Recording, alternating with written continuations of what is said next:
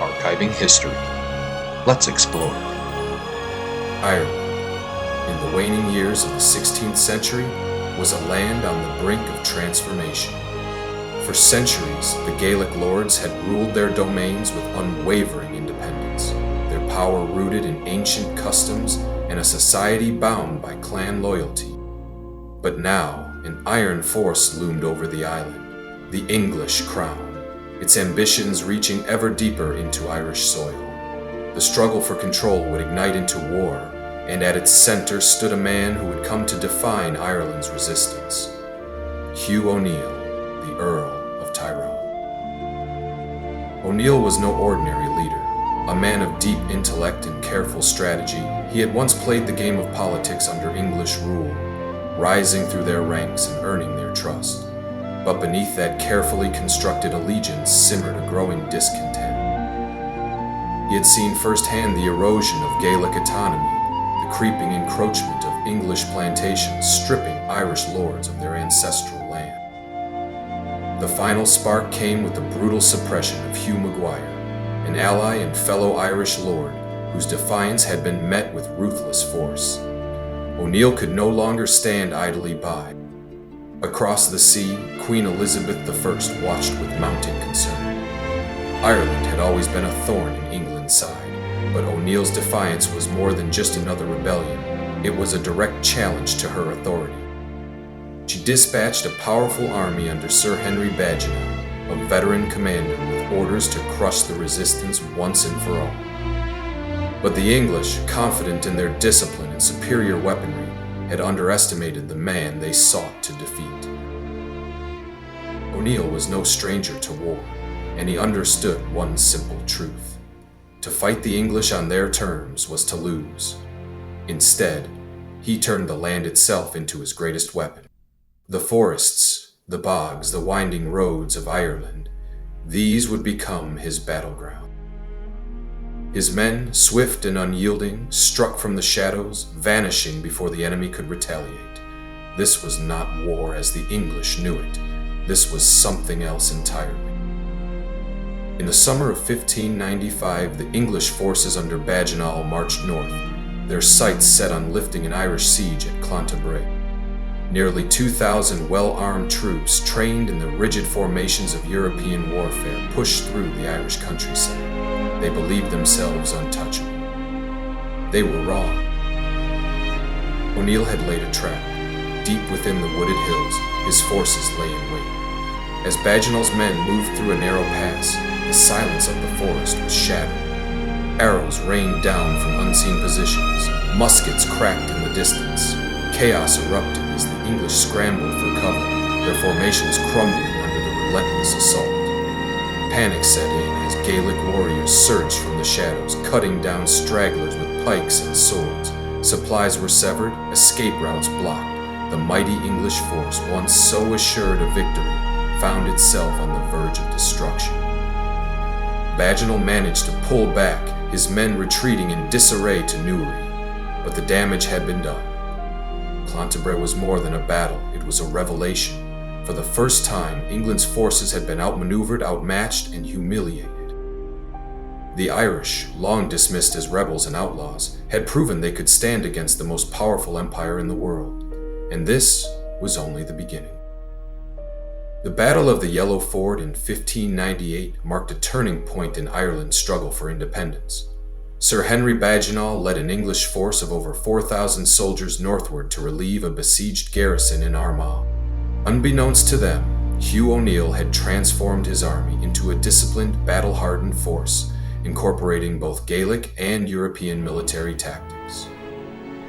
O'Neal chose his battlefield wisely, a marshy stretch along the River Blackwater, which disrupted the rigid formations of the English troops. As his forces advanced, they were met not with a disorganized Gaelic charge, but with a coordinated musket volley, a tactic O'Neal had learned from his time in the English army. The shock of disciplined Irish firepower caught the English off guard. At the height of the battle, Badenoch was shot and killed, causing chaos in the English ranks. Seizing the opportunity, O'Neal ordered his cavalry and pikemen to strike, shattering the English lines and sending them into retreat. Over 1,500 English soldiers were killed, wounded, or captured, making it one of England's worst defeats in Ireland. The victory at Yellow Ford sent shockwaves through England. For the first time, it seemed that the Irish could drive the English out of Ireland. Gaelic lords who had previously hesitated now pledged their support to O'Neal, seeing him as their best hope for independence. But England, alarmed by this defeat, began to prepare for a far more aggressive campaign to suppress the rebellion. Recognizing that to stand against the full might of the English crown, they needed more than just Gaelic warriors. O'Neal and Red Hugh O'Donnell turned to Spain for help. Spain, a Catholic superpower and rival to Protestant England, offered a potential strategic advantage. In 1596, after months of negotiation, a formal agreement was made between O'Neal and King Philip II of Spain, promising military aid, supplies, and funding. But logistical challenges and England's naval dominance delayed any meaningful Spanish intervention. By 1601, the situation in Ireland was dire. The English, under Lord Mountjoy, were tightening their grip on Gaelic territories. Finally, Spain sent a fleet of 3,500 troops under Don Juan de la Guerra, landing in Kinsale. However, the Spanish forces were isolated, far from O'Neal's army in Ulster, leaving them vulnerable to an English assault. The siege at Kinsale reached its climax in December. O'Neal marched south with his forces to relieve the Spanish garrison. Despite his determination, the English, holding the high ground and superior artillery, were able to repel the Irish assault. The battle ended in defeat for the Irish, and O'Neal was forced to retreat, leaving the Spanish forces to face the English alone. The loss at Kinsale marked the end of the major Gaelic resistance. The English crown, emboldened by their victory, continued to dismantle Gaelic power in Ireland. The failure of the Gaelic-Spanish alliance sealed the fate of the rebellion. By 1603, the dream of an independent Gaelic Ireland was over. O'Neal and his fellow leaders, left with no option, would soon face exile, marking the end of a long and bloody struggle for Irish independence. The departure of the Gaelic lords in 1607 was not an act of surrender, but a calculated retreat, born out of necessity rather than fear. Faced with the unwavering resolve of King James I, who had ascended the English throne with little interest in Irish autonomy, the once proud Gaelic nobility found their options narrow. The king's policy was clear.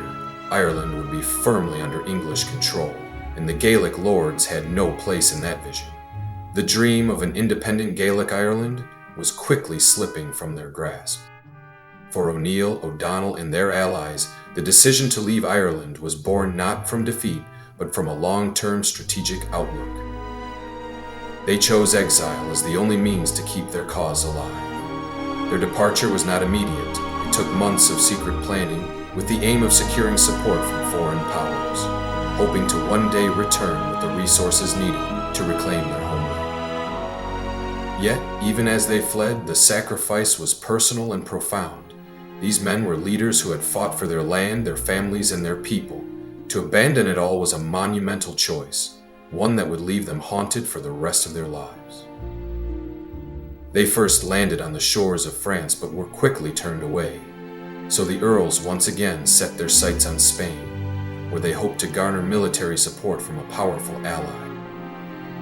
Unfortunately, the warm welcome they had envisioned did not materialize. Spain was embroiled in its own struggles, and the political climate had shifted with the ascension of Philip III. Ireland was no longer a priority for the Spanish crown, and the military aid they so desperately needed remained elusive. Instead, the Earls were offered land and titles, gestures of goodwill that did little to reinstate their lost power. For O'Neal, the years spent in exile were fraught with frustration.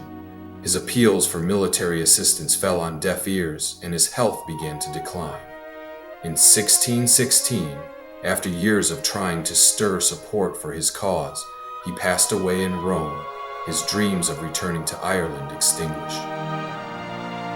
O'Donnell too struggled in the shadow of defeat. Though he managed to secure some support, it was insufficient to mount any serious challenge to English rule. He died in Spain in 1608, his aspirations for Gaelic independence never realized. Back in Ireland, the power vacuum left by the Earls' flight was keenly felt. The loss of their leadership meant the final collapse of the Gaelic resistance. For centuries, the Gaelic lords had been the bulwark against English domination, but with their departure, the last vestiges of Gaelic power crumbled. The Irish population, left without their traditional protectors, were left with little choice but to submit to English rule. However, the legacy of the Earls was far from forgotten. Over time, their flight came to symbolize a tragic sacrifice. In the years that followed, as Irish resistance continued in new forms through cultural preservation, political subversion, and religious defiance, the story of the Earls evolved. Once seen as traitors, their names came to embody the relentless struggle for Irish autonomy. Their departure was no longer merely a symbol of surrender, but of a cause that refused to die, carried forward by those who would continue to fight for the freedom they had once sought. The collapse of the Gaelic order may have marked the beginning of centuries of English dominance, but it also set the stage for Ireland's long struggle for independence. The story of the Earls, though tragic, would live on in the hearts of those who refused to accept English rule, fueling a fire of resistance that would burn through Irish history for generations to come. Would you like to learn more? Check out our website and subscribe at archivinghistory.com.